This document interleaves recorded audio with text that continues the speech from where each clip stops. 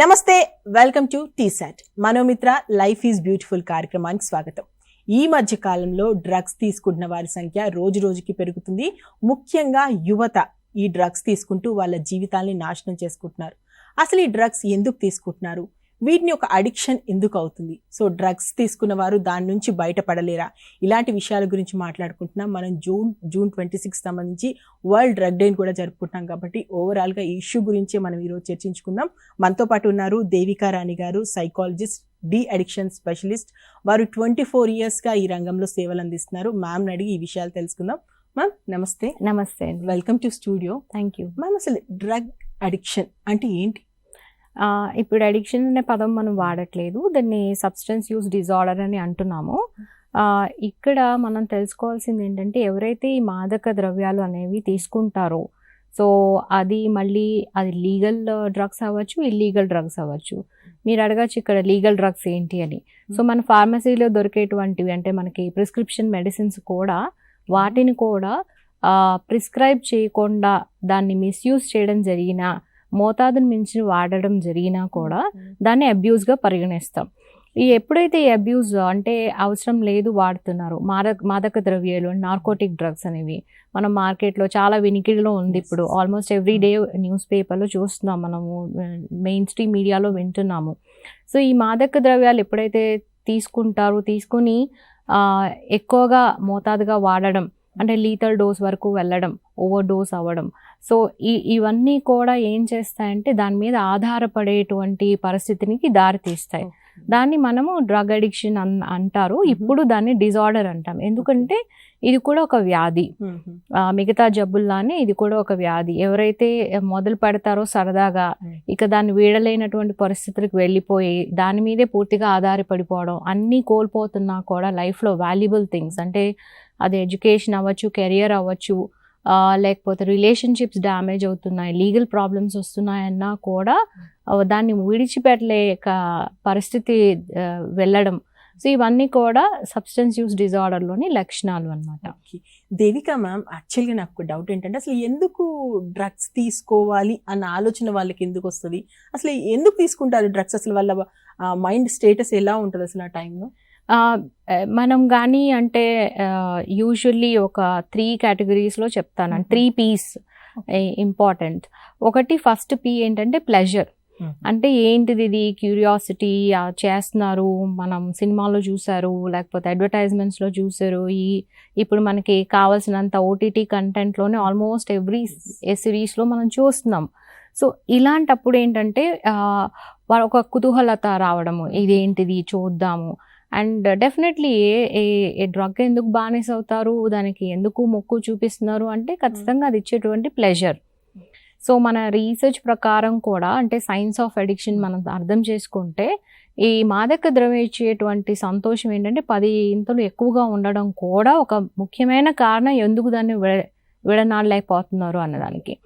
So ఇక్కడ ఒక P pleasure.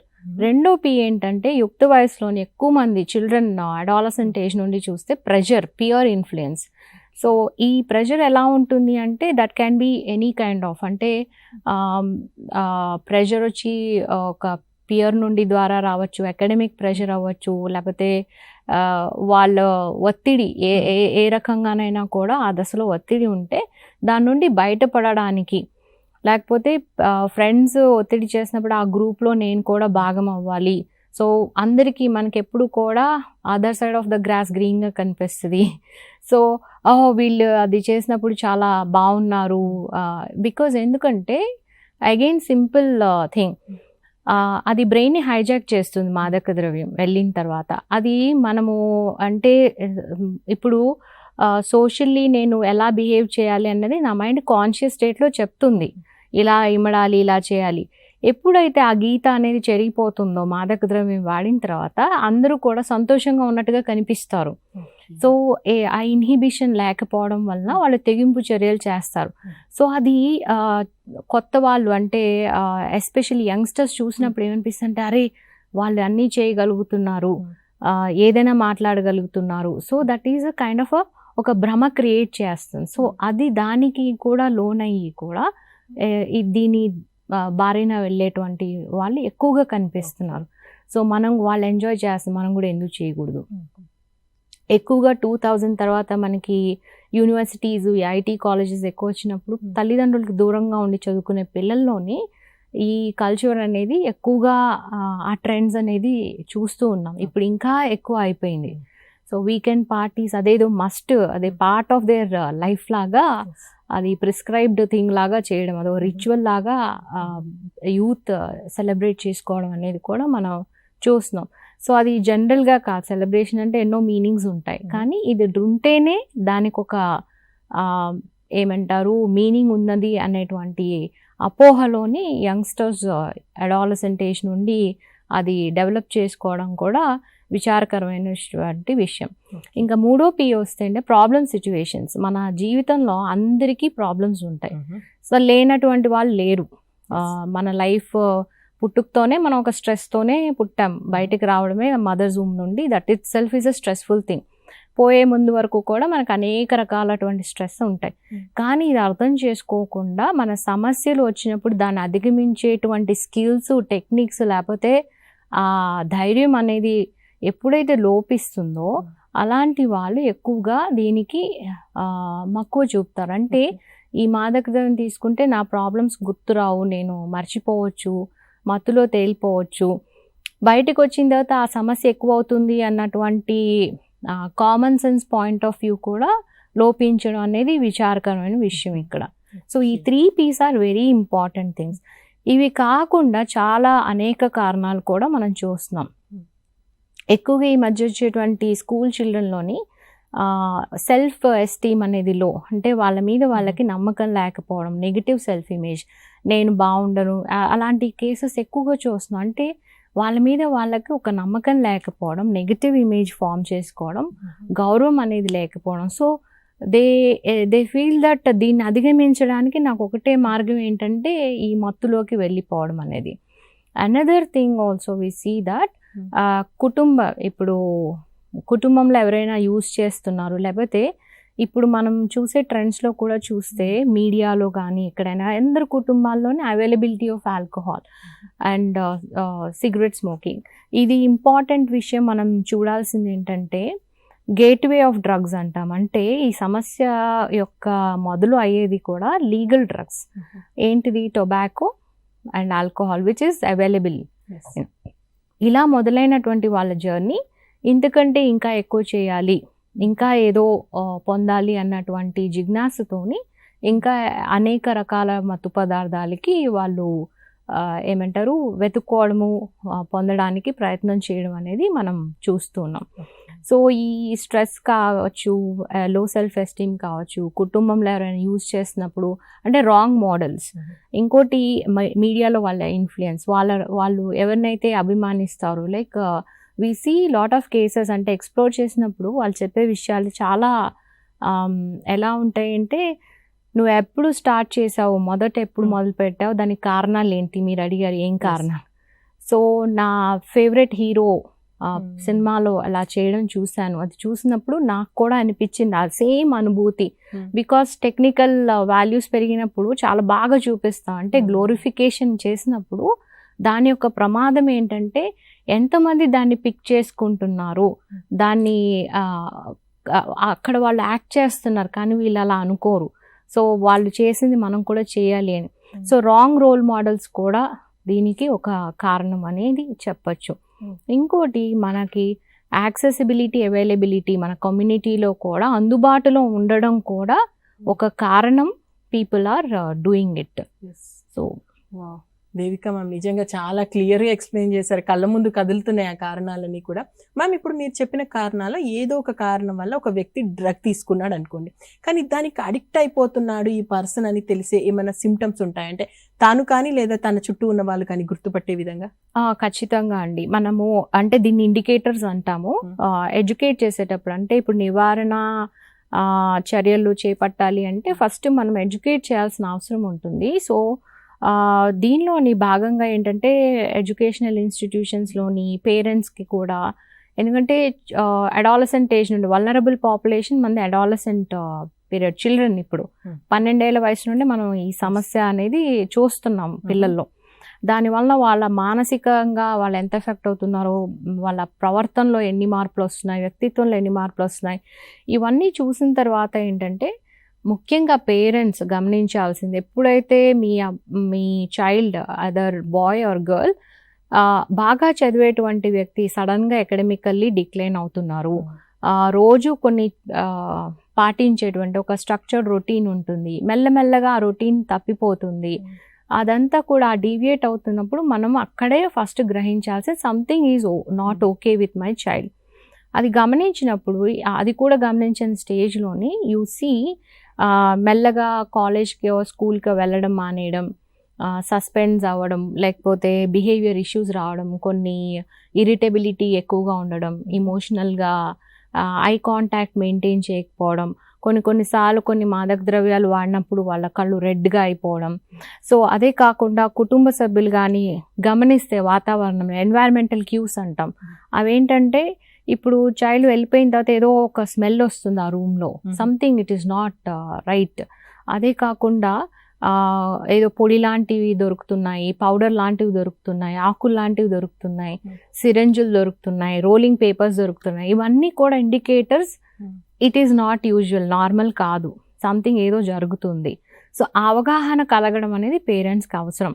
ఎప్పుడైతే బాగా మాట్లాడేవారు మాట్లాడడం మానేశారు, కమ్యూనికేషన్ తగ్గిపోయింది, మనతో ఎక్కువగా చీకాగ్గా ఉంటున్నారు, బ్లేమ్ చేస్తున్నాడు, ఇంకోటి ఒక సిస్టమాటిక్ లైఫ్ లేదు, ఎక్కువగా ఇలాంటి మాదక ద్రవ్యాలు వాడేలా వాళ్ళు క్లీన్లీనెస్ ఉండదు, చాలా అన్కెంప్ట్గా ఉంటారు, స్నానం చేయరు, హెయిర్ కట్ వెళ్ళరు, బ్రష్ చేయరు, అన్నీ కూడా మనం చెప్పాల్సి వస్తుంది. ప్రాబ్లం విత్ ఎపిటైట్ సరిగా ఉండదు, నిద్ర సరిగా ఉండదు, సో రూల్స్ బ్రేక్ చేస్తూ ఉంటారు. సో ఇవన్నీ కూడా ఏంటంటే సంథింగ్ ఏదో ఒకటి జరుగుతుంది, something we have to explore.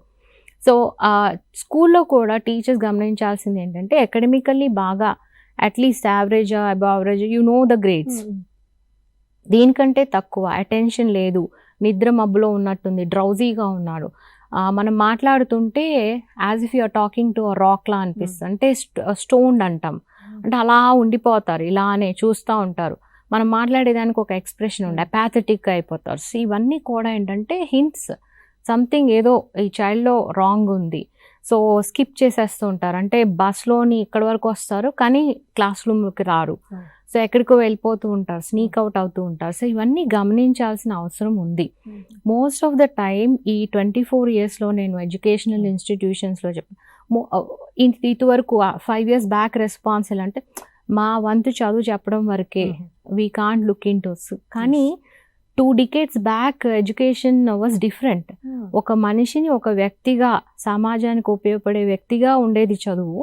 అలాంటి విలువలు పోవడము, ఓన్లీ వీళ్ళకి అకాడమికల్లీ వాళ్ళకి ర్యాంక్స్ వచ్చే విధంగా చదువు చెప్పడం వలన కూడా ఈ సమస్య అనేది, అంటే ఒక కైండ్ ఆఫ్ ఒక ఎగ్జాంపుల్ చెప్తానండి. ఒక అబ్బాయి బీటెక్ కాలేజ్లో జాయిన్ చేశారు పేరెంట్స్, లో మిడిల్ క్లాస్. సో కష్టపడి ఫీజు కట్టారు, వెళ్ళారు, ఫస్ట్ ఇయర్ వరకు బాగానే ఉంది, one of the top most colleges I'm saying. అక్కడ నుండి ఆ అబ్బాయి 4 years వరకు కాలేజ్కి వెళ్ళలేదు. ఎప్పుడైతే ఒక ఏమంటారు గొడవ చేస్తూ తాగేసి గంజాయి వాడేసి గొడవ చేస్తుంటే పోలీసులు పట్టుకొని రీహాబ్లో జాయిన్ చేయమంటే చేశారు. ఆ అబ్బాయి చెప్పిన వివరాలు ఎలా ఉన్నాయంటే, ఆ అబ్బాయి అప్పటికి గ్రాడ్యుయేషన్ ఫినిష్ చేయాల్సిన ఇయర్. సో వీళ్ళు ఎప్పుడైతే ఈ అబ్బాయి చెప్పాడో నాకు 4 సంవత్సరాల నుండి అలవాటు ఉంది, నేను ఎప్పుడు కాలేజ్కి వెళ్ళలేదు, ఎప్పుడైతే కనుక్కున్నారో వాళ్ళు తల్లిదండ్రులు ఏంటంటే రోజు మెట్రో ఎక్కేస్తున్నాడు వెళ్తున్నాడు అనుకుంటున్నారు, కానీ ఆ అబ్బాయి ఎక్కడికి వెళ్తున్నాడు, ఏం చేస్తున్నాడు, కాలేజ్ అటెండెన్స్ ఏంటి, కాలేజ్ వాళ్ళు కూడా ఏదో ఒక నంబర్ ఇచ్చారు దానికి పంపించేస్తున్నాం, ఈ అబ్బాయి మ్యానిపులేట్ చేసి నంబర్ మార్చేశాడు. సో అంటే మనకేమీ ఇన్ఫర్మేషన్ రావట్లేదు, అంటే అక్కడ ఒక కైండ్ ఆఫ్ డిస్కనెక్ట్ అయిపోయింది from educational institute parents.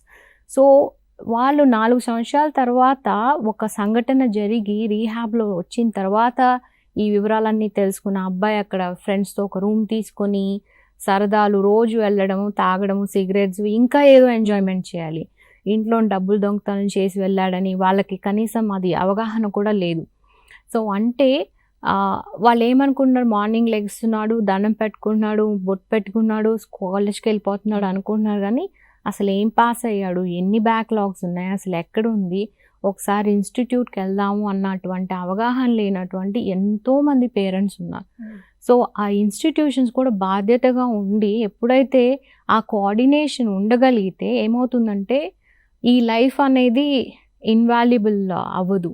At least మనము మొదటి దశలోనే గ్రహించినప్పుడే ఎన్నో నివారణ చర్యలు అనేది పట్టచ్చు. అతని 4 years of life is gone. So ఎంత మోటివేట్ అయ్యి రికవరీ అయినా కూడా, రీహాబ్ నుండి బయటికి వెళ్ళినా కూడా తనకి ఏముంది ఎదురుగా, మళ్ళీ రీస్టార్ట్ చేయాలి. దట్ ఈస్ మోర్ ఏమంటారు కష్టమైనటువంటి పరిస్థితి, acceptance of that situation. So అలాంటి దగ్గరే మనము ఈ చర్యలు, ఇంటర్వెన్షన్ అనేది చేయాల్సిన అవసరం అనేది ఉంది. ఎన్నో జీవితాలు అనేది బాగుపడచ్చు. ఒక క్యాజువల్ అంటే అబ్జర్వేషనల్ స్టడీ కూడా చేయడం జరిగింది. ఒక ఇన్స్టిట్యూషన్ కొన్ని వెళ్ళినప్పుడు అవేర్నెస్ క్యాంపెయిన్స్కి ఎంతమంది స్టూడెంట్స్ అవుట్ ఆఫ్ 1000 బ్యాక్లాగ్స్ ఉంటాయి. ఆల్మోస్ట్ ఎవ్రీ స్టూడెంట్ బ్యాక్లాగ్స్ ఉంటాయి.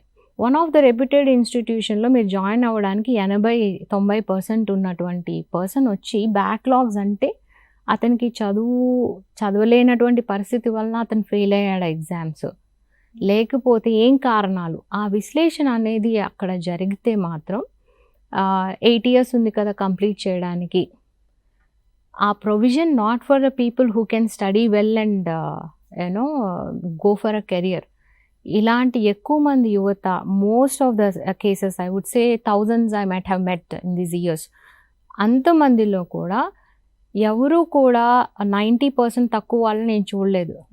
అంటే అంత మంచిగా చదివేటువంటి వాళ్ళు బ్యాక్లాగ్స్ డిబార్ అయిపోయి, సస్పెండ్ అయిపోయి, కాలేజ్ వదిలేసిన పరిస్థితులు రావడం అంటే సబ్స్టెన్స్ యూజ్ ఎంత వాళ్ళ మీద ప్రభావం ఉంది, వాళ్ళ జీవితం మీద ఎంత ప్రభావం చూపిస్తుంది అన్నది ఇలాంటి కేసెస్ చూసినప్పుడు అర్థమవుతుంది. అది ముఖ్య కారణం నేను ప్రివెన్షన్ మీద దృష్టి పెట్టడానికి. ఎందుకంటే అంతా పోగొట్టుకున్న తర్వాత బాగు చేసి మళ్ళీ వాళ్ళని నార్మల్ ఫంక్షనల్ ఇండివిజువల్ చేయడానికి కొన్ని damages are irreversible. For example time అనేది ఎప్పుడు వెనక్కి రాదు. సో ఆ కారణం చేత ఎప్పుడైతే ఈ దశలో ఉన్నారో, ముందు దశలో ఇన్ఫార్మ్డ్ చాయిస్ మనం వాళ్ళని ఎడ్యుకేట్ చేయగలిగితే, పేరెంట్స్కి ఇప్పుడు మీరు అడిగారు ఇండికేటర్స్, ఇవి గమనిస్తే we have lot of mental health professionals ఉన్నారు. ఎవరైతే మనకి సహాయం చేస్తారు, అట్లీస్ట్ వాళ్ళు ఇవాల్యుయేట్ చేసి అసెస్ చేసి చెప్పగలరు ఎలా ఉన్నారు, మీ అబ్బాయి ఏ స్టేజ్లో ఉన్నారు, అమ్మాయి ఏ స్టేజ్లో ఉంది, మీరు ఏం చేయొచ్చు, ఏమేమి అందుబాటులో ఉన్నాయి మనకి, అవన్నీ కూడా ఏంటంటే మనకి సహాయపడతాయి. వాళ్ళు ఇంకా డ్యామేజ్ అవ్వకుండా కంట్రోల్ చేయడానికి. మళ్ళీ తిరిగి ఆ సమయం అనేది 1 year పోతే at least you have a very bright chances. And I tell you, ఎవరు అంటే కేసు వచ్చినప్పుడు మనం ఇంటర్వ్యూ చేస్తాం, వాళ్ళని కేస్ హిస్టరీ తీసుకుంటాం. ఏ స్టూడెంట్ కూడా నా గోల్ ఒక అడిక్ట్ అయిపోవాలి, నేను వెళ్ళిపోయి జైల్లో ఉండాలి, నేను రీహాబ్లో అడ్మిట్ అయిపోవాలి, నా కాళ్ళు చేతులు పోవాలి అనే ఐడియాతో నోబడీ యూజెస్. కానీ దట్ ఈస్ వేర్ వాళ్ళ లైఫ్ అనేది అలా వెళ్ళిపోయింది because of the substance use. అంటే ఈ జర్నీలో వాళ్ళు ఎక్కడికి వెళ్ళారు అన్నది వాళ్ళు చూసుకుంటే, but it is never planned, కానీ that is where they have reached to. So అది దృష్టిలో పెట్టుకునే we're doing lot of informed information, అంటే సైకో ఎడ్యుకేటివ్ సెషన్స్, అంటే ప్రివెన్షన్ ప్రోగ్రామ్స్ అనేది ఎక్కువ చేస్తున్నాం. ఇది నివారించగలిగినటువంటి సమస్య. మ్యామ్, నిజంగా మీరు చెప్పింది చాలా సున్నితమైన విషయం. అందరూ కూడా ఖచ్చితంగా దీని మీద అవగాహన పెంచుకోవాలి. మీరు అన్నట్టు ఒక్కసారి టైం పోయింది అంటే మళ్ళీ వెనక్కి రాదు, వాళ్ళ జీవితాల్లో ఇబ్బంది పడుతుంటాయి. అంటే మెయిన్గా మేము టీవీల్లో కానీ సినిమాల్లో కానీ చూసేది డ్రగ్ అడిక్ట్ అయిన వాళ్ళ బిహేవియర్ అంతా చేంజ్ అయిపోతుంటుంది. అలా అసలు యాజ్ ఎ సైంటిఫిక్గా మీరు చెప్పండి, వాళ్ళ అంటే మెదడు మీద ఎలాంటి ప్రభావం చూపిస్తుంటే, ఎలాంటి డ్రగ్, ఎలాంటి ప్రభావం, ఎలా చేంజ్ అవుతుంటారు మనుషులు? బేసికల్లీ ఎవరైనా ఏ మత్తు పదార్థం తీసుకున్నా కూడా ఫస్ట్ వాళ్ళ బ్రెయిన్ మీద దాని ఎఫెక్ట్ ఉంటుంది. సో మళ్ళీ అగైన్ మనం ఆ బ్రెయిన్ ఎలా ఎఫెక్ట్ అవుతుంది అని చూస్తే ఒకటి రివార్డ్ సర్క్యూట్ అంటాం. మీరు ఇందాక అడిగారు ఎందుకు ఈ మత్తుకి అంత బానిస అయిపోతున్నారు. సో ఈ రివార్డ్ సర్క్యూట్ ఏం చేస్తుంది, మన బ్రెయిన్లోని ఒక సెంటర్ ఉంటుంది, అది రివార్డ్ అంటే తెలుసు మనకు, ఒక క్యారెట్ లాంటిది. సో అది ఒక ప్రోత్సాహన కలిగిస్తుంది, that strengthens our behaviour. So అది మనకి ఇచ్చేటువంటి కిక్ అన్న వర్డ్, లేకపోతే హై అన్న వర్డ్, లేకపోతే మత్తు, అది ఎంత ప్లెజరబుల్ థింగ్ అంటే దాన్ని పదే పదే పొందాలి అన్నటువంటి కారణం చేత బ్రెయిన్ విల్ అంటే ఈ డ్రగ్ వెళ్ళి బ్రెయిన్ని హైజాక్ చేసేస్తుంది. So it keeps on telling you I want this. So ఆ ప్లెజర్ కోసం. సో ఆ ప్లెజర్ కోసం people start doing it again and again and again. So unfortunately ఏమవుతుందంటే మనకి ఎంత ప్లెజర్ వచ్చినా there is no end to it. So ఆ continues ఆ ప్లెజరబుల్ స్టేట్ పొందడానికని దీనికి మాదక ద్రవ్యాలతో పూర్తిగా మనం సినిమాలో కొన్ని చూస్తూ ఉంటాం, వాళ్ళు బాగా వెళ్ళిపోయి విత్డ్రాల్స్లో సఫర్ అవుతున్నా కూడా డ్రగ్ గురించే వెతుక్కుంటారు. ఎందుకంటే ఎప్పుడైతే అది బాగా మన బాడీ మన మైండ్ దాని మీద ఆధారపడిపోయిందని ఫిజియలాజికల్ డిపెండెన్స్, సైకలాజికల్ డిపెండెన్స్ అంటాం. ఎప్పుడైతే ఆధారపడిపోయిందో అది లేనప్పుడు మన బాడీ స్టార్ట్స్ రియాక్టింగ్.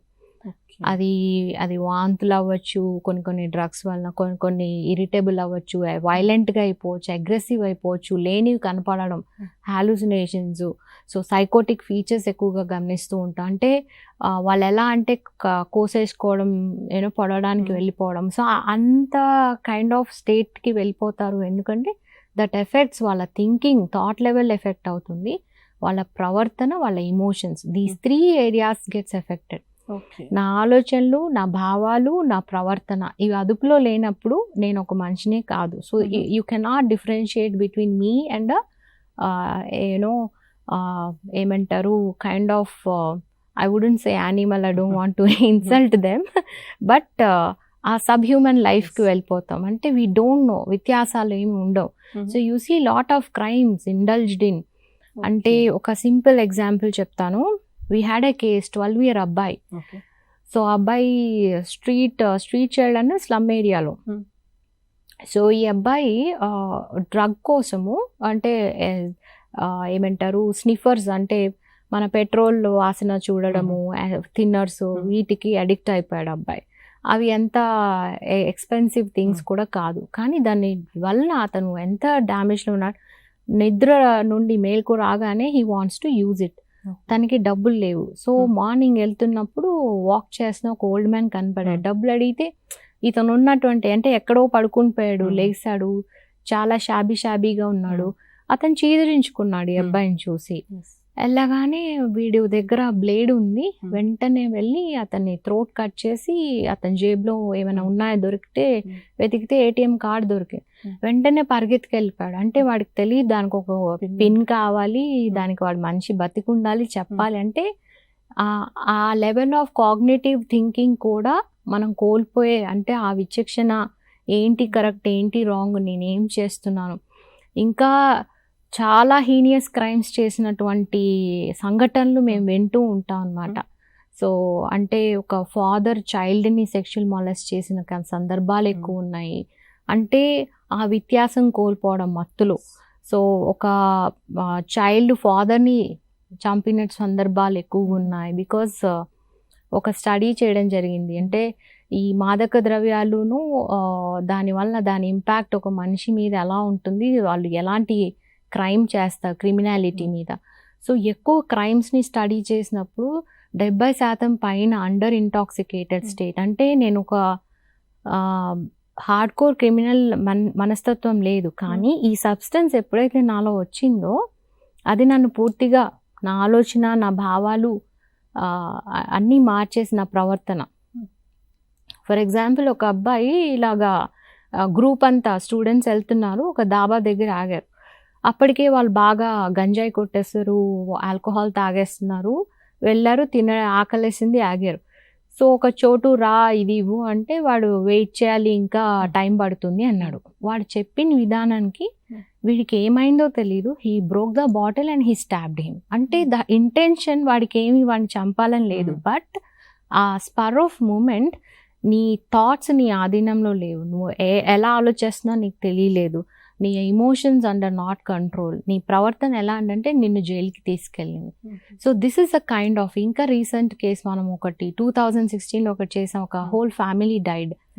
ఒక ఏంటారు మైనర్స్ తాగి వాహనం నడిపి ఎలా అంటే టాపుల్డ్ from this end to that end and people died. So అంటే ఎలాంటి క్రైమ్స్ అంటే you can't take them back. Irreversible changes ఎలా అవుతాయి అంటే మనము వాటి వెనక్కి తీసుకోలేం, మార్చలేం. దాని యొక్క ప్రభావం ఆ వ్యక్తి వాడేటువంటి వ్యక్తే కాదు, it effects so many people around them. అందుకని దీన్ని సోషల్ మెనేస్ అంటాం. అది ఒక వ్యక్తికి పరిమితం అయితే, ఒక ఫిజికల్ జబ్బు వస్తుంది ఏదన్నా, ఆ వ్యక్తి సఫర్ అవుతాడు. అతన్ని ప్రేమించేటువంటి వాళ్ళు అతను పోయినా అతను సఫర్ అయితే చూస్తూ సఫర్ అవుతారు. కానీ దీనివలన ఎన్నో కుటుంబాలు, చుట్టుపక్కల వాళ్ళు, ఫ్రెండ్స్, కాలేజ్లోని దీని వ్యసనం అనేది అంత విధంగా స్ప్రెడ్ అవుతుంది. ఎస్పెషలీ ఒక స్టూడెంట్ బాగా 95+ వాడు ఎప్పుడైతే దీనికి అడిక్ట్ అయిపోయాడో, దీనికి బానిస అయిపోయాడో, he started selling drugs because to support. So అతను ఎన్ని జీవితాల్ని నాశనం చేస్తున్నాడు.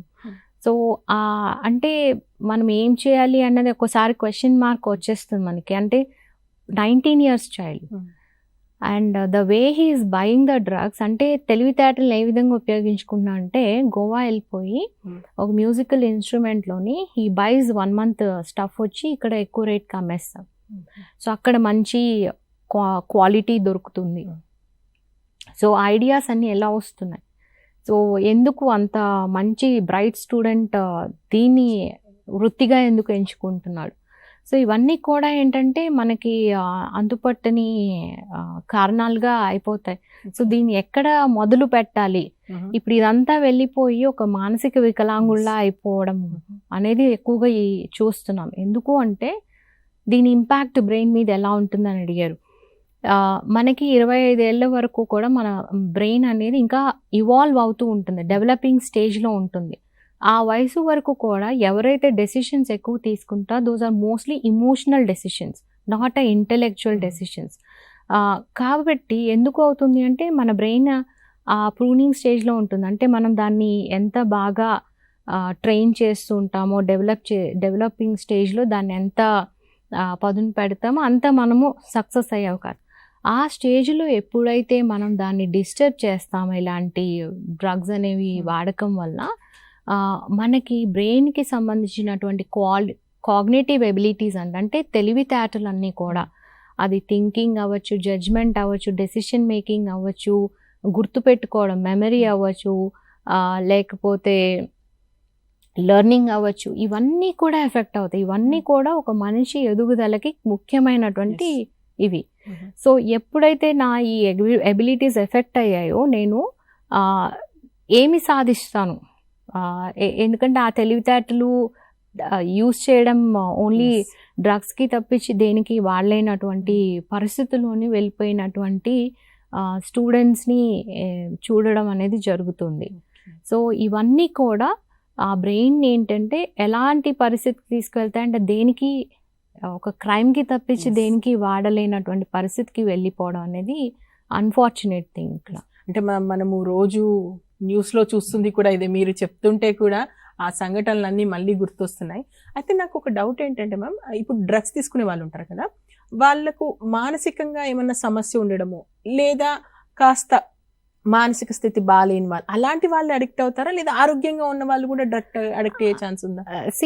అంటే ప్రాబబిలిటీస్ మాట్లాడితే ఓకే, లాట్ ఆఫ్ స్టడీస్ కూడా అయ్యాయి. కొంతమంది మానసిక సమస్యలు, రుగ్మతలు ఉన్నటువంటి వాళ్ళు సబ్స్టెన్స్ యూజ్ చేస్తారు. అంటే యాంగ్జైటీ ప్రాబ్లమ్స్ ఉన్నా, లేకపోతే సైకోసిస్ ప్రాబ్లమ్స్ ఉన్నా వాళ్ళలోని ఎక్కువగా, ఎందుకంటే ఇవి వాళ్ళ థాట్స్ని, ఇమోషన్స్ని నంబ్ చేస్తుంది. మాదక ద్రవ్యాలు ఏం చేస్తావు, మనిషిని ఒక స్టోన్లా తయారు చేస్తాయి. సో నేను అలజడి కాకుండా ఉండడానికి ఇలాంటివి యూజ్ చేస్తారు. అది వాళ్ళకి కారణం why they are using.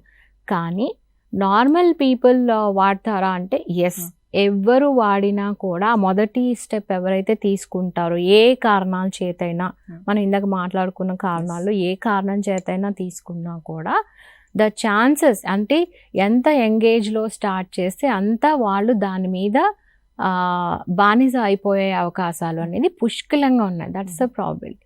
So not necessary మనకు సమస్య ఉంది కాబట్టి అదొక కారణం.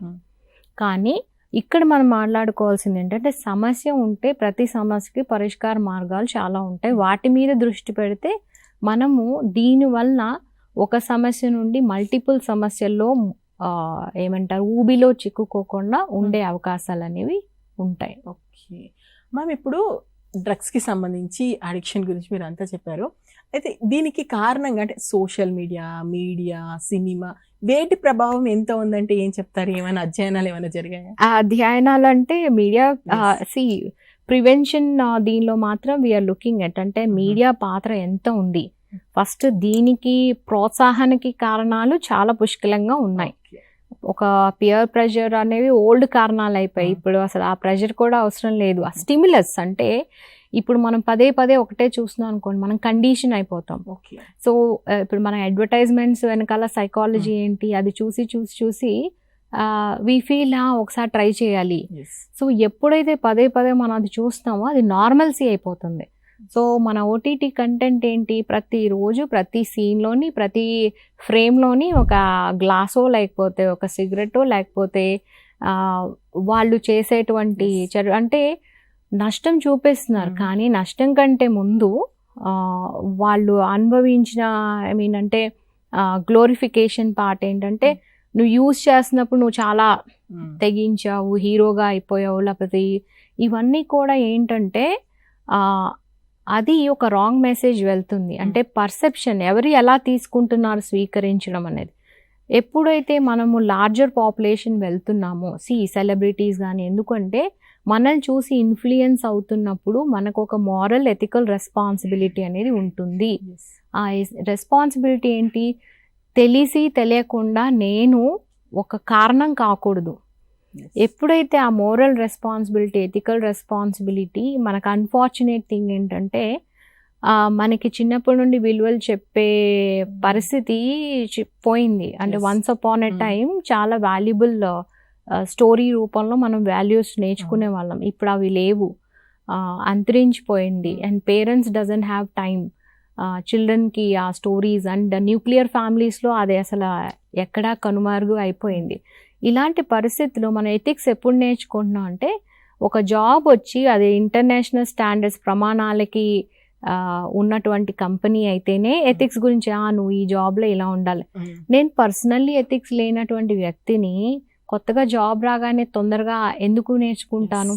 Because that is never part of my personality. So ఆ common sense point of view కూడా లేకపోవడం కూడా విచారకరమైనటువంటి విషయం ఇక్కడ. సో ఇక్కడ మనము డెఫినెట్గా మీడియా రోల్ ఉన్నది. ఒక పర్సన్ పికింగ్ అప్ సబ్స్టెన్స్కి, సో వాళ్ళ రోల్ కూడా ప్రివెన్షన్లో అంతే ఎక్కువగా ఉంది. ఎంత నివారణ చర్యలకి ఎంత ఎడ్యుకేట్ చేయగలిగితే, ఎంత మనము ఆ సమస్యల మీద అవగాహన కలిగించగలిగితే, ఇన్ఫార్మ్ చాయిస్ అంటాం. అంటే ఇప్పుడు నేను వెళ్ళి ఒక స్కూల్లో 100 మందికి ఒక ప్రోగ్రామ్ ఇలా కూర్చుని చేయడం వలన some thousands or some lakhs of people I'm reaching with the message. So ఇది ఇంపార్టెన్స్ ఆఫ్ మీడియా. సో ఎప్పుడైతే మనము ఈ సమస్య మీద దృష్టి ఎక్కువ పెడతామో చాలా మటుకు న్యూ యూజర్స్ అంటాం, కొత్తగా వాడాలి అనుకున్నటువంటి పాపులేషన్ మైట్ థింక్ ఓకే ఆలోచించవచ్చు. వాళ్ళు ఆలోచించి ఈ మనం ఇచ్చేటువంటి ఇన్ఫర్మేషన్తోని then they can make a choice. అవును ఇది తీసుకుంటే సరదా మొదలవుతుంది, కానీ ఎక్కడ ఎండ్ అవుతుంది, నేను దట్ ఈస్ నాట్, నాకు అది వద్దు అన్నప్పుడు then they can make a choice. You can make a choice by knowing this information. అంటే సరైనటువంటి ఇన్ఫర్మేషన్ తీసుకున్న తర్వాత మనకు ఒక చాయిస్ ఉంటుంది, వెళ్ళాలా తీసుకోవాలా, అది అసలు అవసరమా, నేను ఇంత రిస్క్ అవసరమా నా లైఫ్లో, దీనివలన పొందొచ్చు ఆ ప్లెజర్ కంటే పోగొట్టుకున్నది ఆ తరాజులో వేసుకొని చూస్తే ఏది ఎక్కువ ఏది తక్కువ ఉంది. సో దీని నుండి పొంది గ్రేట్ అయిన వాళ్ళకంటే పోగొట్టుకొని చాలా బాగున్న వాళ్ళు అంతరించిపోయిన పరిస్థితులు అనేది కనిపిస్తున్నాయి. మ్యామ్ మీరు అన్నట్టు నిజంగా ఇప్పుడు ఏ ఓటీటీ ఓపెన్ చేసి చూసినా, సినిమాల్లో చూసినా కానీ ఇవి ఒకప్పుడు సిగరెట్ డ్రింకింగ్, ఈ మధ్యలో డ్రగ్స్ కానీ ఏది పడితే అది మాట్లాడడం, సెక్స్, ఇలాంటివన్నీ చాలా కామన్ విషయాలు అయినప్పుడు మేబీ ఆ టైంలో ఆ ఏజ్ లో వాళ్ళు చూస్తున్న వాళ్ళు ఇబ్బంది అవుతుంటారు. అంటే మరి ఇలాంటివి చూస్తున్నారా లేదా, వాళ్ళ మీద ఒక దృష్టి పెట్టి ఉంచడం కానీ, ముఖ్యంగా పిల్లల విషయంలో పేరెంట్స్ ఏ ఏజ్ నుంచి వాళ్ళు ఇలాంటి విషయాలని గురించి ఎక్కువగా అబ్జర్వ్ చేస్తుండాలా, ఏం చేస్తుండాలి పేరెంట్స్ పిల్లల విషయంలో? ఈ మధ్య కాలంలో ఎక్కువగా ఏంటంటే సోషల్ మీడియా యాప్స్ లో చిల్డ్రన్ ఎన్రోల్ అవ్వడము, ఎస్పెషలీ వీ హ్యావ్ సీన్ అంటే NDPSS కేసెస్ ఇంటర్వ్యూ చేసినప్పుడు ఇన్స్టా ప్రొఫైల్లో ఇప్పుడు మనకి ఆర్టిఫిషియల్ ఇంటెలిజెన్స్ చాలా మేజర్ రోల్ ప్లే చేస్తుంది. అంటే మీరు గూగుల్ కానీ ఫేస్బుక్ కానీ ఇంకేదైనా తీసి ఏదైనా వెతికారు, నాకు పలానా సినిమా గురించో హీరో గురించో, వెంటనే మనకి నెక్స్ట్ అది ఫీడ్స్ ఇచ్చేదన్నీ కూడా మనకి నువ్వు ఇది చూసావు కాబట్టి ఇలాంటివి ఇదిగో అని చూపిస్తూ ఉంటుంది. సో అలాంటి ఎరాలో ఉన్నప్పుడు ఒక స్టూడెంట్ నాకు చెప్పడం జరిగింది, నీకు ఎలా తెలుస్తుంది ఎక్కడ పార్టీలు అవుతాయి, ఎక్కడ డ్రగ్స్ వస్తాయి, నీకు ఎలా తెలుసుకుంటావు? అతను సింపుల్గా ఇన్స్టాలో చాలా మంది పోస్ట్ చేస్తారు, కొన్ని కోడ్ వర్డ్స్ ఉంటాయి. సో ఈ వీటితోనే అతను సెర్చ్ చేస్తే ఇక నెక్స్ట్ అంతా the more you see the more అవే వీడియోస్ అదే రిలేటెడ్ అన్నీ చూపిస్తుంటాయి. సో అలాగా వాళ్ళకి అవగాహన వస్తుంది, అంటే ఎక్కడెక్కడే వస్తున్నాయి, ఎక్కడెక్కడ అందుబాటులో ఉన్నాయి. సో ఇక్కడ ఫస్ట్ థింగ్ ఏంటంటే మనకి డిజిటల్ మీడియా లిటరసీ ప్రోగ్రామ్స్ కూడా అవసరము స్కూల్స్లోనే. పేరెంట్స్కి కూడా పేరెంటల్ కంట్రోల్స్ అనేది అవసరం. ఎందుకంటే మనకి ఇప్పుడు ఎలాంటి యుగంలో ఉన్నాం అంటే తొందరగా డబ్బు సంపాదించేటువంటి పరిస్థితిలోని ఈవెన్ ఏ వెబ్సైట్స్ అయినా కూడా వాళ్ళు యూట్యూబ్ ఫర్ ఎగ్జాంపుల్ ఇదివరకు అడ్వర్టైజ్మెంట్స్ రావు, ఇప్పుడు ఏమవుతుంది, it starts popping up unnecessary things, okay, pertaining to either any kind of obscene content.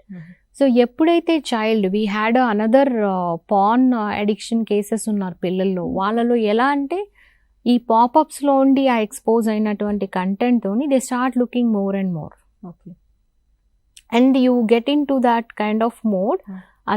అదేంటంటే ఆ వ్యసనము అనేది it leads to lot of damage. So ఇక్కడ పేరెంట్స్ కూడా చూసుకోవాల్సింది ఏంటంటే ఏంటి చైల్డ్ ఏం చేస్తున్నారు, మన విసినిటీలో ఉన్నారా అబ్జర్వ్ చేయాలి, వాళ్ళతో రెగ్యులర్గా మాట్లాడుతూ ఉండాలి. What is that they are going through, ఏమైనా సమస్యలు ఉన్నాయా, వాటి మీద చర్చ అనేది పేరెంట్స్ కూడా చేయాల్సిన అవసరం అనేది ఎక్కువగా ఉంది. అప్పుడు ఏంటంటే అట్లీస్ట్ చైల్డ్కి ఏమవుతుంది, ఏ స్టేట్లో ఉన్నారు, are they okay, are they not okay, మనం ఏం చేయొచ్చు. సో ఈ కోఆర్డినేషన్ అనేది అవసరం, రెగ్యులర్ కమ్యూనికేషన్. అంటే మనకి anti drug day theme every year వస్తూ ఉంటుంది. సో మెనీ ఇయర్స్ ఒక థీమ్ ఏంటంటే కమ్యూనికేషన్. ఏంటి అంటే నువ్వు పిల్లలతో మాట్లాడండి, పేరెంట్స్ టీచర్స్ మీ పనులు మీరు చేసేసుకుని వెళ్ళిపోవద్దు. అంటే you can't be a provider, డబ్బులు ఇంత ఫీజ్ పే చేసేసానా, నీకు కావాల్సినవి ఇచ్చేసానా, కాదు.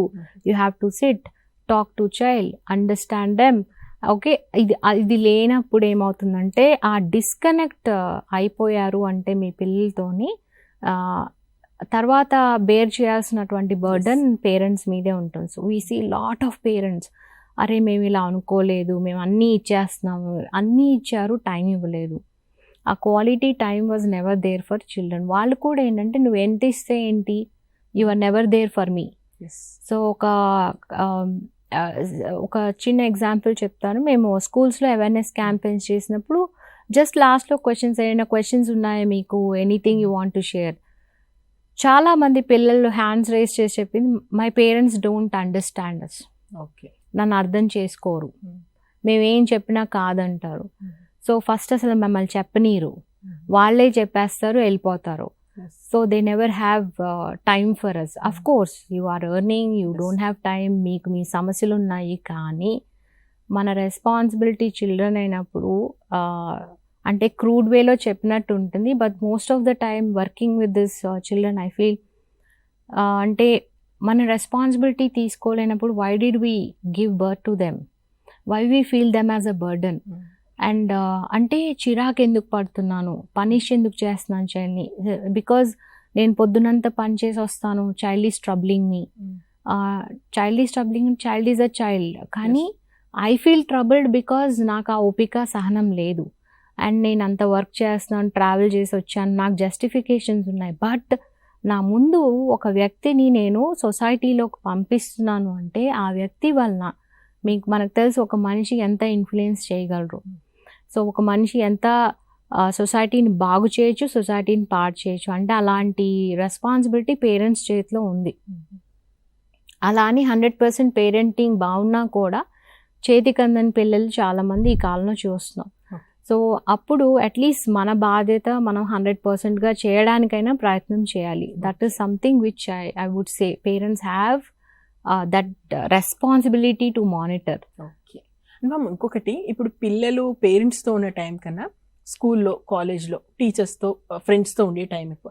సో ఈ స్కూల్లో బేసిక్గా మీరు అంటున్న స్కూల్లోనే స్టార్ట్ అవుతుంది అంటున్నారు కాబట్టి ఎలా ఉండాలి వాళ్ళ చుట్టూ ఉన్నటువంటి వీళ్ళు ఫ్రెండ్స్, ఎలాంటి ఫ్రెండ్స్ సర్కిల్ ఎంచుకోవాలి, లేదా ముఖ్యంగా టీచర్స్ పాత్ర అంటే ఏం చెప్తారు? ఖచ్చితంగా టీచర్స్ అనే వాళ్ళైతే వాళ్ళు ఒక వ్యక్తిని తీర్చిదిద్దేటువంటి బాధ్యత అనేది టీచర్స్కి ఉన్నది. సో గమనించాల్సింది ఏంటంటే ఇందాక ఇండికేటర్స్ చెప్పాను. ఎప్పుడైతే చైల్డ్ మీకు తెలిసినటువంటిది వాళ్ళని గమనిస్తూ ఉండాలి, ఏమైనా చేంజెస్ ఉన్నాయంటే వెంటనే రిపోర్ట్ చేయడం, అనుసంధానంగా వర్క్ చేయడం. సో చైల్డ్ బిహేవియర్ ఇష్యూస్ ఉన్నాయి, ఇందాక చెప్పాను. ఏ డ్రగ్ తీసుకున్నా కూడా ఫస్ట్ ఆలోచనలు, తర్వాత ఇమోషన్స్, తర్వాత బిహేవియర్లో చేంజెస్ ఉంటాయి. సో ఎప్పుడైనా ఈ చేంజెస్ గమనించినప్పుడు వెంటనే అప్రమత్తం అవ్వడం అవసరం. ఇంకోటి ఆ చైల్డ్ మీద కొద్దిగా అటెన్షన్ పే చేయాల్సిన అవసరం ఉంటుంది. ఏమవుతుంది కారణాలు అనేది తెలుసుకోవడం. ఇంకోటి స్కూల్స్ పరిధిలోని జీరో డ్రగ్ పాలసీ అనేది అవసరం. So we're also running campaigns, అంటే సేఫ్టీ స్కూల్ క్లబ్స్ అని. అంటే మీ స్కూల్ సేఫ్ ఎప్పుడుగా ఉంటుంది? ఒక స్కూల్ ఫర్ ఎగ్జాంపుల్ చెప్తానండి. వాళ్ళు ఏంటంటే స్కూల్ వెళ్ళిన బయట people were selling, catching hold of this students and selling the drugs. ఈ చైల్డ్ రిపోర్ట్ చేశారు. అంటే ఎక్కడి నుండి వస్తున్నాయి నీకు అంటే, నేను బయటికి రాగానే నాకు దొరుకుతుంది. సో స్కూల్ ఏమన్నది, మా campus out, that is none of our business. So నీ ఎన్వైర్న్మెంట్ క్లీన్ లేకపోతే ఎనీ టైం అది మనకి చొరబడుతుంది అంటే ఆ విఘ్నత లేకపోవడం కూడా అన్ఫార్చునేట్ థింగ్ చెప్పాలి అంటే. దానివల్ల ఏమవుతుంది, ఆ క్యాంపస్ చుట్టూతా, బికాస్ వీళ్ళు వల్నరబుల్ పాపులేషన్. సో నేను చూడాల్సింది ఏంటంటే నా క్యాంపస్ అనేది డ్రగ్ ఫ్రీ ఉండాలి. ఆ పాలసీ అనేది చేయాల్సిన అవసరం ఎడ్యుకేషనల్ ఇన్స్టిట్యూషన్స్కి ఉంది. అండ్ ఇప్పుడు లా చాలా స్ట్రిక్ట్గా they made it mandatory. And మన గవర్నమెంట్ కూడా they made it mandatory that zero drug policy and drug free campus అనేది ఖచ్చితంగా ఉండాలి. దానికి కావాల్సిన చర్యలు ఎడ్యుకేషనల్ ఇన్స్టిట్యూషన్స్ తీసుకోవాలి. అంటే అవగాహన సదస్సులు కండక్ట్ చేయాల్సిన అవసరం ఉంది. వాళ్ళ పరిసరాలని కూడా క్లీన్ పెట్టాల్సిన అవసరం ఉంది. పరిసరాలు అంటే ఇట్ ఈస్ నాట్ కాంపౌండ్ వాళ్ళ లోపల, ఈవెన్ బయట కూడా, because your child is going there. So ఆ కమ్యూనిటీ లెవెల్ పార్టిసిపేషన్ లేదు, ఇది నా సమస్య కాదు అని అంటే అది అంటే దెర్ ఈజ్ అ సేయింగ్ ఏకు మేకై కూర్చుంటుంది. So 1% terms criminal, it effects everybody. So అది చేయాల్సిన అవసరం అనేది ఉంది. ఎడ్యుకేషనల్ ఇన్స్టిట్యూషన్స్ ఆ బాధ్యత తీసుకోవాల్సిన అవసరం ఉంది. అండ్ వాళ్ళు ఈ పాలసీని పెట్టుకోవడం వల్ల ఏంటంటే you are actually helping the child to grow as a healthy individual. Ma'am, సమాజంలో చాలా మంది నమ్మే, అంటే అనుకునే విషయం అడుగుతున్నాను మిమ్మల్ని. ఏంటంటే కొంత డ్రగ్ అంటే బాగా పెద్దవాళ్ళ ఇళ్ళలో జరిగేటువంటిది, బాగా ఖర్చుతో కూడుకున్న పని, వాళ్ళు తీసుకుంటారు, మన వరకు వచ్చే విషయం కాదు, ఇది పేద మధ్యతరగతికి సంబంధించిన విషయం కాదు, బాగా డబ్బున్న వాళ్ళ కుటుంబాల్లో జరిగేది అనేటువంటి ఒక మాట వినిపిస్తుంటది. అది నిజమేనా? అంత ఖరీదైందా, లేదంటే వీళ్ళు ఆల్టర్నేటివ్ అని ఎత్తుకుంటుంటారా? ఏం లేదండి. ఇప్పుడు నేను ఎందుకు చెప్పాను, గ్లోబల్లీ కూడా ఈవెన్ ఇప్పుడు మన ఇండియా స్టాటిస్టిక్స్ చూసినా కూడా ఖరీదైన డ్రగ్స్ కొనుక్కునేటువంటి పరిస్థితి వరకు ఎవరు వెళ్ళట్లేదు. With their pocket money people are buying.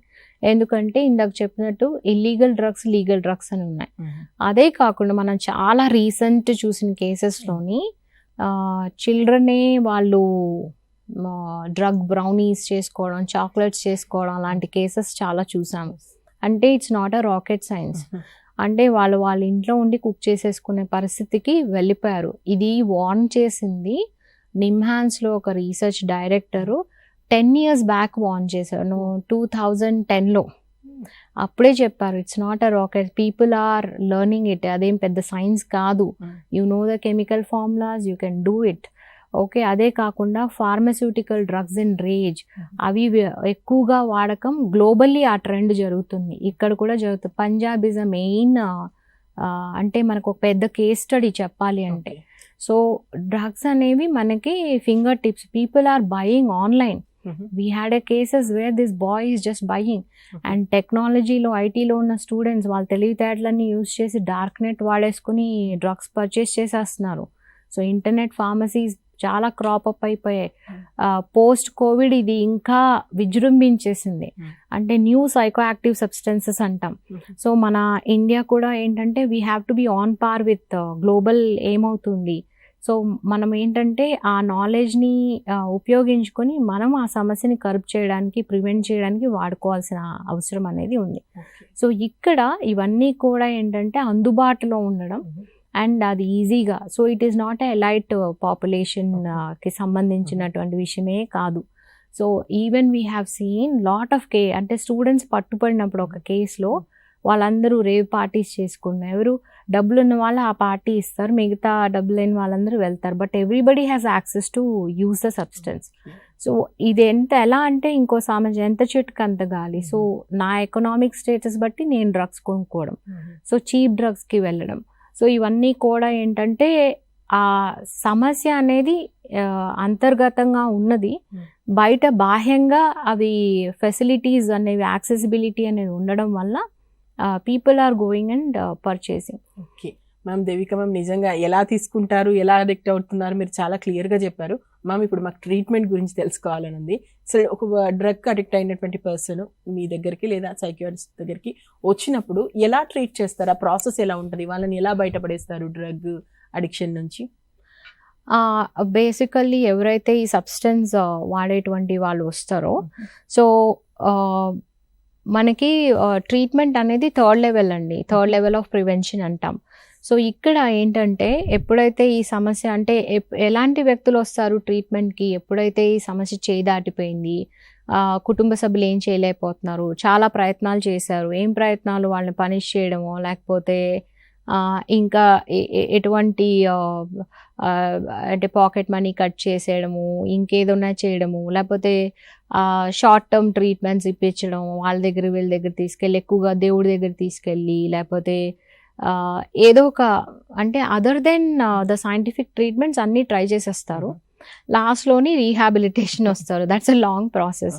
So usually rehabilitation ఏంటంటే ఎప్పుడైతే వీళ్ళు డిజబిలిటీ అంటే చాలామంది కాలేజ్ నుండో లేకపోతే జాబ్ పోగొట్టుకోనో లేకపోతే కాలో చేయో విరిగిపోయింది. ఒక case where that guy actually group exams రాసిన అబ్బాయి, ఫస్ట్ అయిపోయింది, సెకండ్ లెవెల్ వెళ్ళాలి, వాళ్ళ గర్ల్ ఫ్రెండ్ సడన్గా నో చెప్పినందుకు కోపం వచ్చి గంజాయి కొట్టేసి బైక్ వేసుకుని వెళ్ళిపోయి he met with an accident, he lost an I.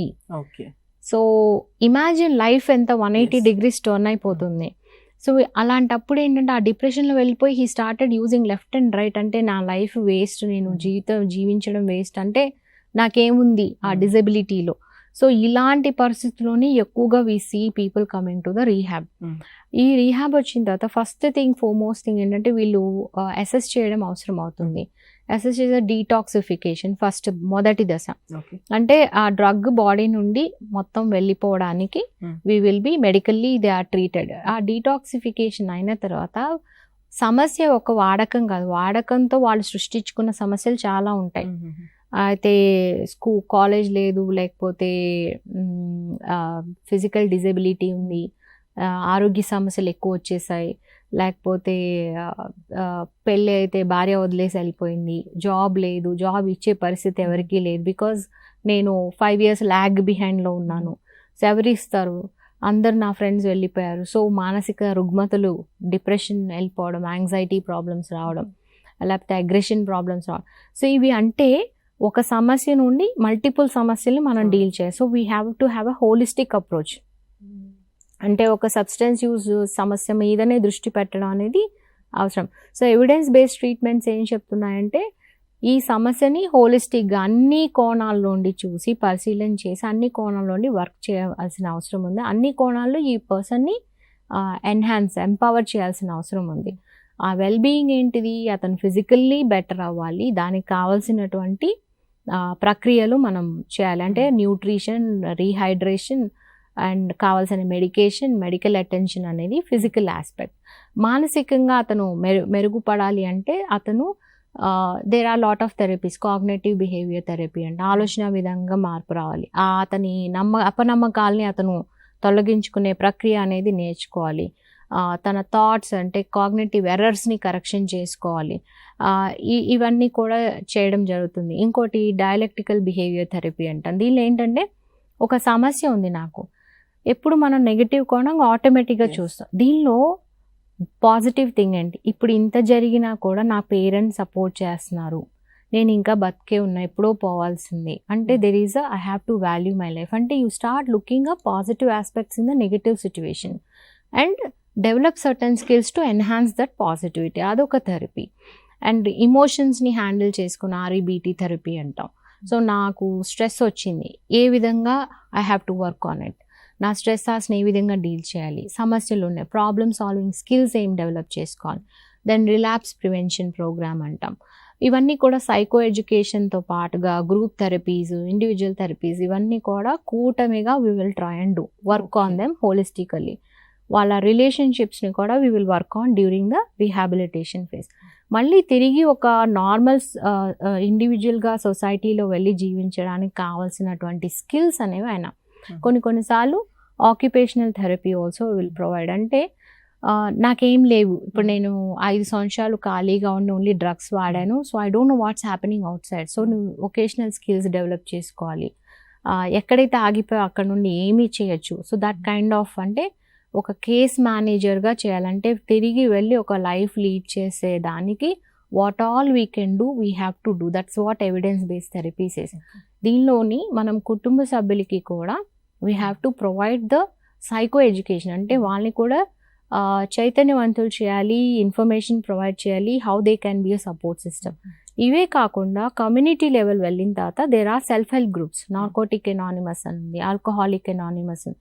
ఈ గ్రూప్స్లో వెళ్ళి వాళ్ళు they have to become part of it. ఎందుకంటే ఇది రిలాప్స్ ప్రోన్ డిసీజ్, అంటే జీవితాంతం ఈ సమస్యలో మళ్ళీ అంటే ఎప్పుడైతే ఈ రికవరీకి సంబంధించినటువంటి విషయాలు వీళ్ళు మానేశారో again they may fall back to this problem. కాబట్టి వీటిని పాటించడానికి కూడా ఈ సెల్ఫ్ హెల్ప్ గ్రూప్స్ అనేది సహాయపడతాయి. ఎవరైతే ఈ సమస్య నుండి బయటపడి స్ట్రాంగ్గా ఉన్నటువంటి వ్యక్తులు వీళ్ళకి సహాయం చేస్తారు. సో ఇవన్నీ కూడా మనము ట్రీట్మెంట్లో భాగంగా చేస్తేనే we can at least attend to all their needs, at the same time empower them అన్ని విషయాల్లో కూడా. అండ్ దేవికమ్మ, మన ప్రభుత్వాలు ఏం చేస్తున్నాయి అంటే ఈ మధ్యకాలంలో కేసెస్ పెరుగుతున్నాయి, మనం చూస్తున్నాము, సైకియాట్రిస్టులు, సైకాలజిస్టులు ట్రై చేస్తున్నారు వాళ్ళని బయటకు తీసుకురావడానికి.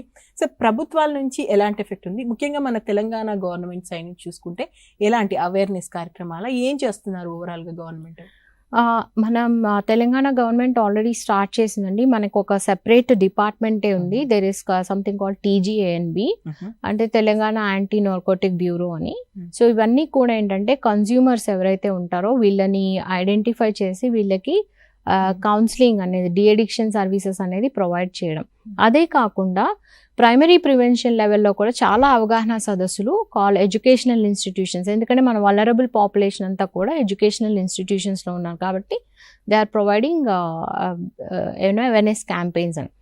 అదే కాకుండా I worked with Rachakonda commissionerate, అక్కడ కూడా we have done lot of, అంటే ఎప్పుడైతే మనం హాట్స్పాట్స్ ఐడెంటిఫై చేస్తామో ఆ ఏరియాస్లోని we do lot of awareness campaigns. ఆ స్కూల్స్లో, కాలేజెస్లో ఎక్కడైతే ఐడెంటిఫై చేస్తాం వాళ్ళు వెళ్ళి అవగాహన సదస్సులు క్రియేట్ చేయడం వల్ల at the same time anti drug abuse committees అనేది స్టార్ట్ చేసి, అంటే ఒక వ్యక్తి వెళ్ళి ఇప్పుడు నేను మనకున్నటువంటి 1000 కాలేజెస్, స్కూల్స్ అన్నీ కవర్ చేయడం కష్టం. So you empower them and వాళ్ళకి అవగాహన సదస్సులు క్రియేట్ చేసి వాళ్ళని ఎంపవర్ చేసినప్పుడు ఏంటంటే వాళ్ళు అవగాహన సదస్సులు క్రియేట్ చేస్తూ రెగ్యులర్గా స్టూడెంట్స్ని సెన్సిటైజ్ చేయడం ఈ విషయం మీద అనేది, అండ్ స్టూడెంట్స్ కూడా become part of that prevention campaigns. అది we're doing that. School safety clubs అని సైబరాబాద్తో స్టార్ట్ చేసినప్పుడు దీనిలో ఏంటంటే స్కూల్ లెవెల్ నుండే ప్రివెన్షన్ ప్రోగ్రామ్స్ అనేది డ్రగ్ అబ్యూస్ మీద. సో స్టూడెంట్స్ కూడా దీనిలో కమిటీస్లో భాగం అవుతారు. సో వాళ్ళు కూడా ఏంటంటే అవగాహన సదస్సులు చేయడం వలన అట్లీస్ట్ వాళ్ళకు ఒక అవకాశం ఉంది దీని గురించి, విషయాల గురించి తెలుసుకోవడం అండ్ ఇన్ఫార్మ్ చాయిస్. అరే ఇది వెళ్తే ఏంటి, సో నిజాలు తెలుసుకున్న తర్వాత ఏంటంటే మీకు చాయిస్ ఉంది, కావాల్సుకొని వెళ్ళడము తెలియకుండా వెళ్ళడం రెండింటికి తేడా ఉంది. So we can prevent all new users ఈ ప్రివెన్షన్ ప్రోగ్రామ్స్ ప్రైమరీలో. So Telangana government is actively working on this thing. So basically prevention మన ఇయర్ థీమ్ కూడా అదే. ఎవిడెన్స్ ఈజ్ వెరీ క్లియర్, ఇది prevention is the best option right now. Okay, so దీన్నే మనము highlight చేస్తున్నాం. సో నివారణ చర్యలు బేస్ చేసుకునే we're working on it. And ఇదే కాకుండా మన సెంట్రల్ గవర్నమెంట్తో టైఅప్ అయిపోయి, అంటే national action policy drug demand reduction మీద వీళ్ళు హెచ్ఆర్డి డిపార్ట్మెంట్ అన్ని స్కూల్స్లో ఒక కరికులం తీసుకొచ్చారు ఏంటంటే డ్రగ్ అబ్యూస్ ప్రివెన్షన్ మీద. అంటే లైఫ్ స్కిల్స్ ప్రోగ్రామ్ ఇంట్రొడ్యూస్ చేస్తే పిల్లలకి నా సెల్ఫ్ ఎస్టీమ్ని ఎంపవర్ చేసుకున్నా, నా సమస్యలు తీర్చుకునే స్కిల్స్ నేర్చుకున్నా, డెసిషన్ మేకింగ్, అసర్టివ్ స్కిల్స్ అంటే ఎవరైనా ఆఫర్ చేస్తే నో చెప్పాలి, నాకు క్లారిటీ ఆఫ్ థింకింగ్ ఉండాలి. వీటన్నిటిని ఇంట్రొడ్యూస్ చేస్తే ఏంటంటే children knows what to do with their life, with their skills. అంటే చాలా కాన్ఫిడెంట్గా ముందుకు వెళ్తారు. వాళ్ళ గోల్ సెట్టింగ్ అని, వాళ్ళ క్లారిటీ ఆఫ్ దేర్ గోల్స్ ఉంటుంది. So that is the idea behind it. And ma'am, ఈ నార్కోటిక్స్కి సంబంధించి చట్టం ఏం చెప్తుంది? అంటే చట్ట పరిధికి సంబంధించి ఎలాంటి కేసెస్ నమోదైతే, ముఖ్యంగా ఈ డ్రగ్స్ తీసుకున్న వాళ్ళు లేదా డ్రగ్స్ అమ్ముతున్న వాళ్ళు వీళ్ళ మీద ఎలాంటి కఠినమైన చర్యలు ఉంటాయి చట్టం గురించి? ఎన్డీపీఎస్ లా అని ఉందండి మనకి. సో దాని గురించి ఎన్సిబి ఆఫీషియల్ ఆల్రెడీ మనకి ఇదే ప్రోగ్రాంలో చెప్పడం జరిగింది. కాకపోతే కన్జ్యూమర్ యాంగిల్ నుండి మాత్రం మనకి చాలా ఈ ఎన్డీపీఎస్ లా ఏం చెప్తుందంటే, ఇప్పుడు కన్జ్యూమర్స్ చాలామంది పట్టుపడినప్పుడు నేను ఒకటేసారి వాడాను, నేను వాళ్ళు వాడుతుంటే నేను పక్కన కూర్చున్నా, నేను వాడలేదు, మనకి ఎక్కువగా వినికిడిలో ఇవే వస్తాయి. నేను అక్కడ ఉన్నాను కానీ నేను చేయలేదు. సో ఇక్కడ ఏం చెప్తుందంటే లా, నువ్వు ఉన్నా కూడా నువ్వు పక్కన కూర్చుని you know what is happening, కానీ నువ్వు భాగమయ్యావు అంటే you are equally punishable offence చేసినట్టు. ఓకే, సో అది కో కాన్స్పిరేటర్ అవుతారు, అబెటింగ్ టు క్రైమ్ అవుతారు. సో నా రూమ్మేట్ ఉన్నారు, వాడు వాడుతున్నాడు, నేను చూస్తున్నాను కానీ నేను వాడలేదు, ఎప్పుడో ఒకసారి పోలీస్ రైడ్ అయింది, నన్ను కూడా పట్టుకుంటారు. ఎందుకంటే because I know what is happening but I never reported it. So you need to understand law ఏంటంటే. ఇంకోటి ఫైనాన్షియల్ ట్రాన్సాక్షన్స్. మాకు కేసు వచ్చింది, నాకు తెలియదండి మా ఫ్రెండ్ అన్నాడు నా జీపే పనిచేయట్లేదు, పలానా వాడికి చేసేయమంటే చేశాను ఒక 10,000. సో నీకు ఏంటి అంటే నువ్వు ఒక రెస్పాన్సిబిలిటీ, నువ్వేం చేస్తున్నావో తెలియకుండా చేసావు అంటే నువ్వు ఒక రెస్పాన్సిబిలిటీ తీసుకోవాలి నీ యాక్షన్స్కి. That happen to be a transaction to peddler. So నీ ట్రాన్సాక్షన్స్, నీ వాట్సాప్ చాట్స్, ఇప్పుడు ఒక వాట్సాప్ చాట్లోని అండ్ పెడ్లర్ అంటారు, మాల్ ఉంది, మంచి మాల్ వచ్చింది కావాలా, ఇప్పుడు తర్వాత చేస్తాను, నేను కొనలేదు కదా, నువ్వు తర్వాత చేస్తా అంటే you have an intention to use. ఈ ఎన్డీపీఎస్ లా ఏం చెప్తుందంటే, ఇప్పుడు మన మామూలు క్రైమ్స్లోని పోలీస్ ఇన్వెస్టిగేట్ చేసి ఇతను దే విల్ డూ ఇన్వెస్టిగేషన్, ఇతన్ని నిరూపించాలి నేరస్తుడు అని. కానీ ఈ ఎన్డీపీఎస్ లాలో ఏంటంటే, ఎప్పుడైతే ఈ కేసులో బుక్ అయిపోయామో ఆల్రెడీ నేను నేరస్తుడు, నేను నిరూపించుకోవాలి నేను నిర్దోషి అని. That is a big problem. అంటే నేను ఎన్ని కోట్లు తిరగాలి, ఎంత లైఫ్ వేస్ట్ అవుతుంది. I have a law student, ఒక అబ్బాయి సరదాగా పార్టీలోని వెళ్ళాడు, గంజాయి తీసుకున్నాడు, where he was booked under NDPS consumer కేసుగా బుక్ అయ్యాడు. ఆ అబ్బాయి అంటాడు, నాకు తెలియదు మేడం, జస్ట్ ఆ పార్టీ కదా, వాడు వెళ్ళిపోతున్నాడు అని ఇస్తే ఏదో సరదాగా వెళ్ళాను, ఒకటేసారి వాడాను, దీనివల్ల ఇన్ని ఇంప్లికేషన్స్ ఉంటాయి నా లైఫ్ మీద అని లేదు. So the police officer has return to his, అంటే మీరు ఎడ్యుకేట్ చేయాలి మీ పిల్లలకి, మీ స్టూడెంట్ని పట్టుకున్నాము. ఎందుకు చేయాల్సి వచ్చింది అంటే, ఒక స్టూడెంట్ ఇంటర్వ్యూ చేస్తే we get kind of at least out of 1000 వాళ్ళు చెప్పిన విషయాలు చాలా ఆశ్చర్యకరంగా ఉంటాయి. లాస్ట్ ఇయర్ ఒక కేసు అయింది, ఒక college has suspended more than 30 to 40 students on this case. వాళ్ళ ఎగ్జామ్ రాసే టైంలో వాళ్ళని సస్పెండ్ చేసేయడం వల్ల వాళ్ళు కోర్టుకి వెళ్ళాల్సి వచ్చింది. అంటే that is a big battle even for the family also. First ఈ సోషల్ ఇమేజ్ పోతుంది, ఈ కేసు బిగుచుకుంటుంది. అండ్ ఈ ఫైనల్ ఇయర్ స్టూడెంట్స్ ఎగ్జామ్ రాస్తారా, పాస్ అవుతారా, వీళ్ళు సస్పెండ్ చేయడం వలన వాళ్ళకి ఆన్ క్యాంపస్ ఇంటర్వ్యూస్ అవ్వవు. They have to fight, they have to win. మనకు తెలుసు కోర్ట్ కేసు విన్న ఎన్ని సంవత్సరాలు పడుతుంది. It's not that fast track you are given ఇది. అండ్ నేను ఎలా నిరూపించుకుంటాను నేను నిర్దోషి అని, అండ్ ఆ మధ్యని పోవడానికి ఎంత కష్టపడాలి.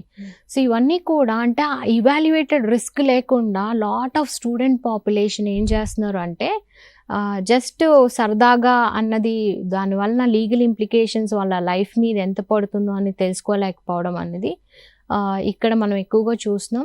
దీనివల్ల వాళ్ళ jobs, any job they have a police verification. So దానిలో ఈ కేసు ఉంది అంటే దెన్ వాళ్ళ పరిస్థితి ఏంటి, గవర్నమెంట్ జాబ్స్ వచ్చే అవకాశం ఉండదు, ప్రైవేట్ జాబ్స్ వచ్చే అవకాశం ఉండదు. అంటే life becomes a question mark.